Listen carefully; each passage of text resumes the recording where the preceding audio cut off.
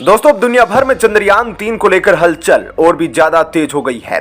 इसरो ने चंद्रयान-3 मिशन को cryogenic engine CE-20 का फ्लाइट एक्सेप्टेंस होटस टेस्ट को सफलतापूर्वक पूरा कर लिया है और इसके बाद माना जा रहा है कि इस साल चंद्रयान-3 की लॉन्चिंग हो सकती है। इसरो ने कहा है अब जल्द ही वह दिन आएगा कि रॉकेट में कसकर इस चंद्रयान को उड़ा दिया जाएगा। बताया जा रहा है कि चंद्रयान-3 के मिशन में 600 करोड़ से ज्यादा की लागत आएगी और अब चंद्रयान-3 को सबसे बड़ी कामयाबी मिलने वाली है। दोस्तों अब इस मिशन के बारे में थोड़ा विस्तार से आपको बताते हैं। दोस्तों चंद्रयान-3 के 3 प्रमुख हिस्से हैं। पहला है उड़ान वाला हिस्सा जिसे प्रोपल्सन मॉड्यूल कहते हैं, दूसरा उतारने वाला हिस्सा जिसे लैंडर मॉड्यूल कहते हैं और तीसरा घुमाने वाला और जानकारी जुटाने वाला हिस्सा जिसे ग्रोवर कहते हैं। आपको बता दें कि चंद्रयान-2 में एक और भी हिस्सा था, ऑर्बिटर, जो इस बार नहीं है। प्रोपल्सन चंद्रयान को पूरी शक्ति से उड़ाकर धरती से अंतरिक्ष में पहुंचाएगा और चांद तक का सफर कराएगा। चांद पर पहुंचने के बाद इस यूनिट का काम बंद हो जाएगा और फिर काम करेगा लैंडर। उस पूरे सेटअप को चंद्रमा की जमीन पर उतारने का काम और अपने साथ लेकर उतरेगा ग्रोवर को। ग्रोवर में 4 चक्के लगे होंगे और यह एक रोबोट है जो घूमेगा, फोटो खींचेगा, वीडियो बनाएगा और कम शब्दों में कहे तो वहां की सारी जानकारी को जुटाएगा। दोस्तों आपको बता दें यह टेस्ट 31 जनवरी से 2 फरवरी के बीच बेंगलुरु के राव सैटेलाइट सेंटर में किया जा चुके हैं। इलेक्ट्रोमैग्नेटिक इंटरफेस और कैपेबिलिटी टेस्ट सैटेलाइट लॉन्च से पहले किए जा चुके हैं। इन टेस्ट का मकसद यह सुनिश्चित करना होता है कि आगे जाकर सैटेलाइट के इलेक्ट्रॉनिक्स और बाकी पुर्जे अंतरिक्ष में मुश्किल माहौल में ठीक से काम कर सकेंगे या नहीं। और इस साल की शुरुआत से पहले चंद्रयान-3 का लैंडर अब CE-20 क्रायोजेनिक इंजन का फ्लाइट एक्सेप्टेंस हार्ट टेस्ट का सफलतापूर्वक पूरा होने से चंद्रयान-3 को लेकर लोगों के दिलों में उम्मीद को बढ़ा दिया है। ऐसे में एक्सपर्ट इस बात की उम्मीद जता रहे हैं कि जिस तरह से एक के बाद एक टेस्ट के दौरान कामयाबी मिल रही है, उसी तरह यह संभव है कि 6 से 8 महीनों में हम महत्वपूर्ण पड़ाव पर पहुंच जाएंगे। हालांकि इसरो की तरफ से अभी साफ तौर पर कुछ नहीं कहा गया है, जबकि इसरो ने कहा है कि CE-20 क्रायोजेनिक इंजन का परीक्षण सफल रहा है और चंद्रयान-3 के लिए यह इंजन काफी अहम है। इसरो ने बताया है कि 24 फरवरी को तमिलनाडु के महेंद्रगिरी के लॉन्च सेंटर से 25 सेकंड की उड़ान का सफल परीक्षण किया गया था और खास बात यह है कि इस इंजन को LV-M3 वाहन के लिए इस्तेमाल किया जा सकता है। दोस्तों आपको साल 2019 तो याद ही होगा जब PM मोदी सुबह सुबह बेंगलुरु के इसरो मुख्यालय में पहुंचे थे। ऐसे में भारत का चंद्रयान-2 मिशन इतिहास रचने से बस 2 कदम की दूरी पर था।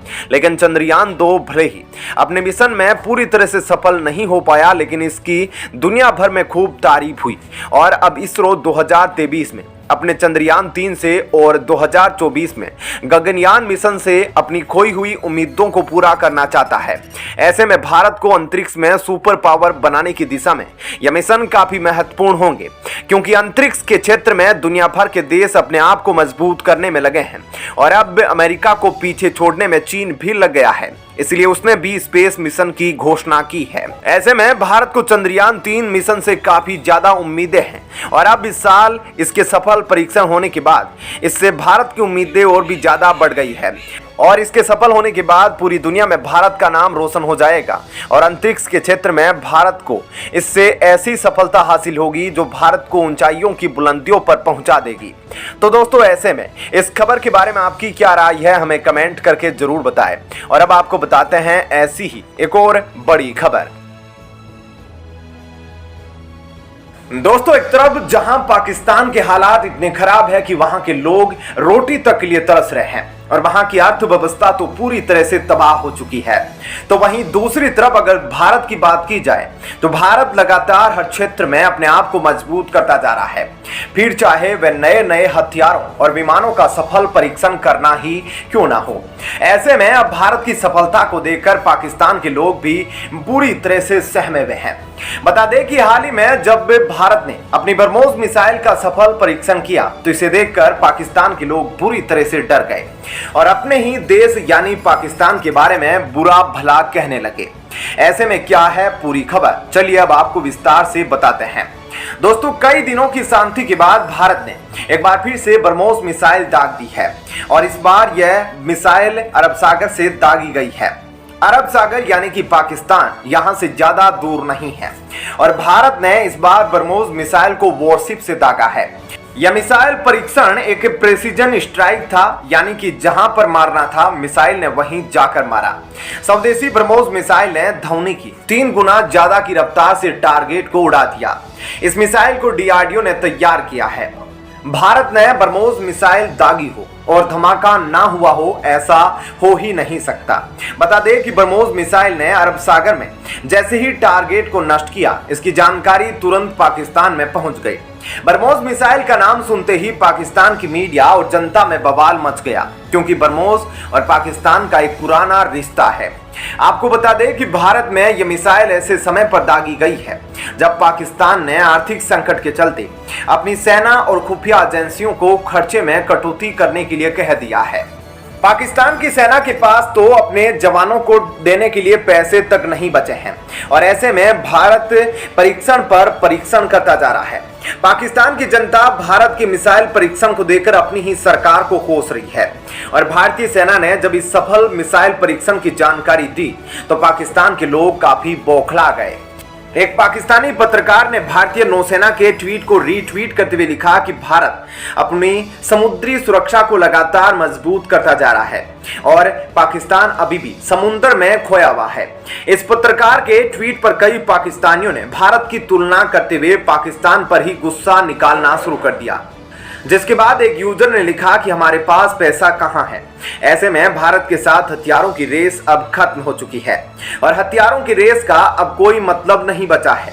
कई पाकिस्तानी लोग तो अपनी सरकार को ही इतना बुरा भला कह रहे हैं जिसके बारे में आप सुनकर हैरान रह जाएंगे।